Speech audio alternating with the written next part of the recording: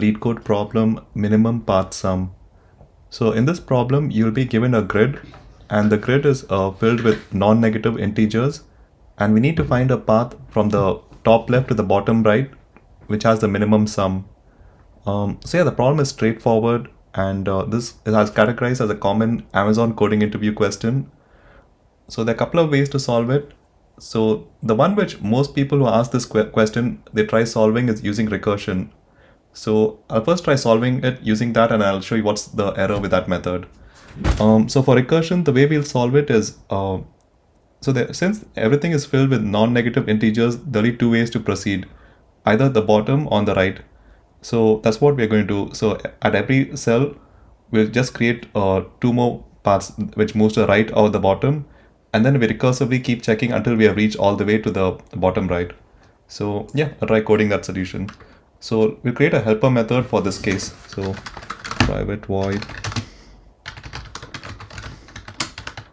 So for this method, we'll take in the grid,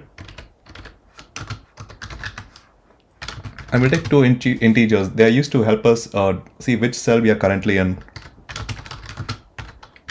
And we're going to create a separate integer, and this is used to just keep track of what the current sum is.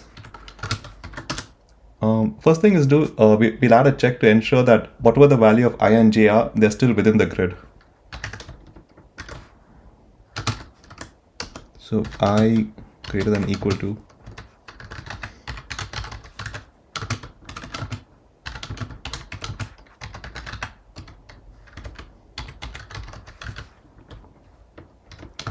So if they're somewhere outside the grid, we just return it. Else we'll try processing it. The first thing we need to do is add the current cell value to the integer. So for that, let's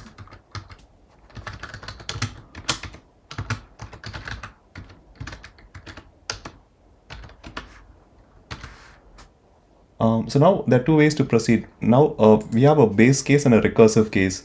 The base case is if we have reached all the way to the bottom right of the grid. So we'll add a check for that.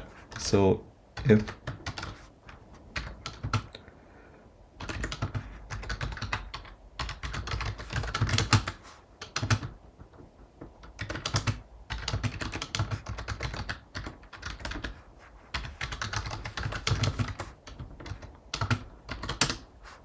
So once we have reached the, we just need to check, I'll create another separate variable, I forgot to add that. So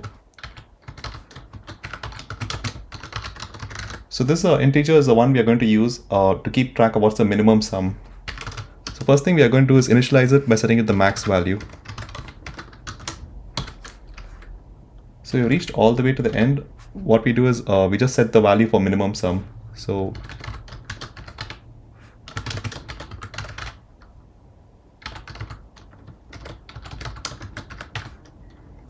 on the current. So this is the base case. The recursive case is that we'll be setting the value of I and j, and essentially we're moving to a different cell in the grid.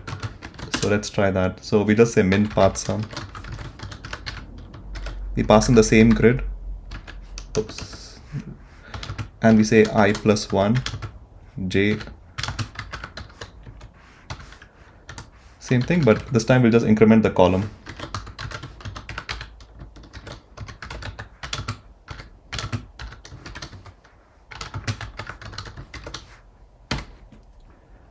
And here we'll just say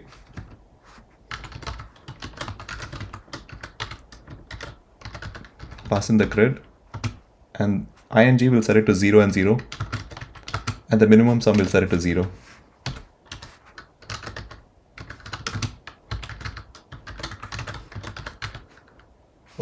I just min sum, I think.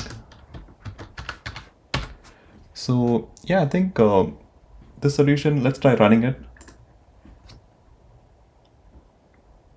So this passed because the input is pretty small. Now let's try submitting it.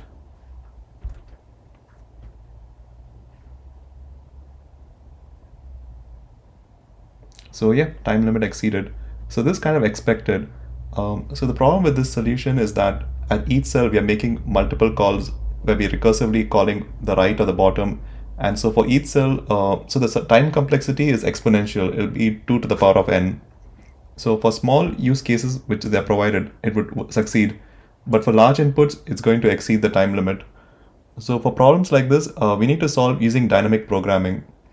So yeah, the way we can solve it is we have to break the problem down into simple. So imagine there's just one row. The only way to proceed would be to move to the right. So here's, for example, if there's just provided us one row and they've said, how do you move all the way to the top right? So the way to do it is just move to the right.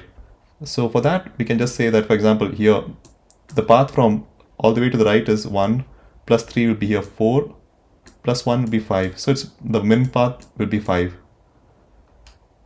Then same thing, imagine there's just one column. So the only way to proceed is to keep moving down. So for that, the path will be, whatever the sum is of the cell above. So 1 plus 1, 2, and plus 4, 6. So we have the values for if there's only one row, one column. And we can use that for determining how to traverse down the other cells. Now imagine we need to move to this cell. So there are two ways to proceed. We can go right and bottom or bottom and right. So here, if you have seen that the value from the cell on the left is 2, the cell on the top it's 4. So we know the minimum path is going down and right. So here the value is 7. So it could be like 2 plus 5, 7. Similarly, if here we have two options. We can either go all the way to the right and down, or we can go down and right. Here the top is 5, left is 7. So it's easier to go all the way to right and bottom. So 5 plus 1, 6. Same thing here. The top is the left is 6, the top is 7. So it'll make easier to go all the way down and then take a right. So 6 plus 2, 8. And here, it's same thing. We can just say 7 because if you go all the way to the right and then down, the minimum path is better. So yeah, using that, we can try solving it. So first thing we'll do is, let's get rid of this code.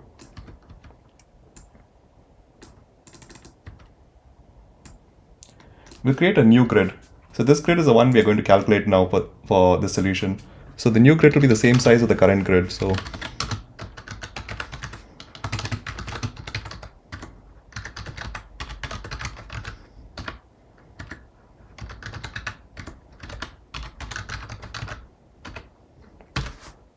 the way we are going to initialize this is the same way. So imagine there was just one cell. Then the value for the cell will be the same, right? Because you're always going to start from there. So we'll say result 0 and 0 is.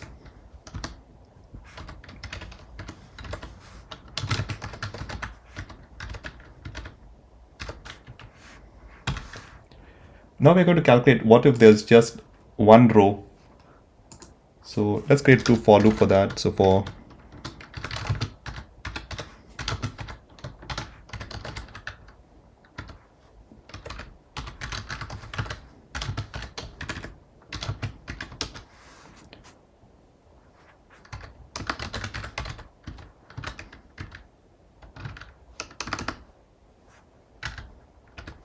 we start with 1 actually, since we already populated the value of the 0 cell. So in this case, result ij, I get there's an error. So here the row will remain the same, the column will change. So this one.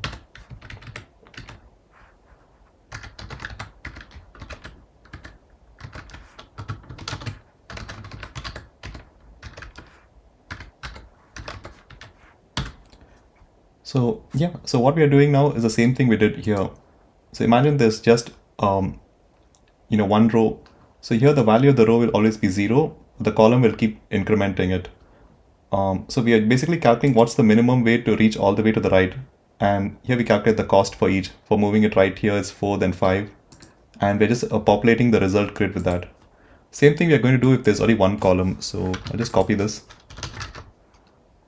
Grid.length.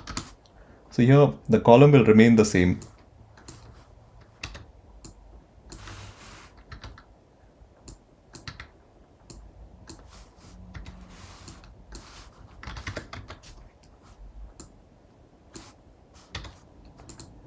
So yeah, essentially we have set the values for the row and the column.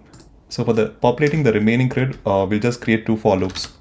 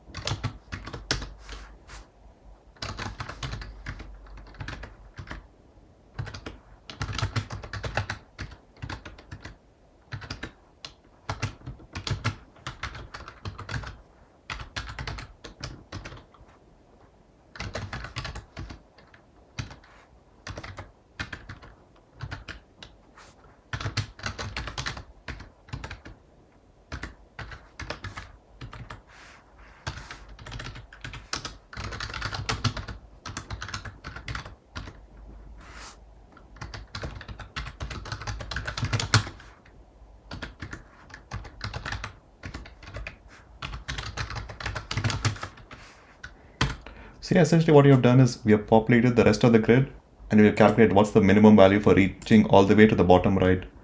So yeah, let's try running it.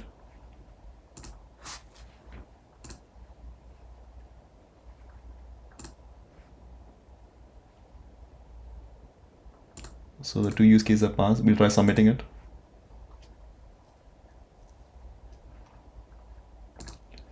So yeah, the time complexity will be O of n into m, where n is the number of rows, m is the number of columns. And the space complexity also is the same since we are creating a resultant grid of the same size. So it will be O of n into m.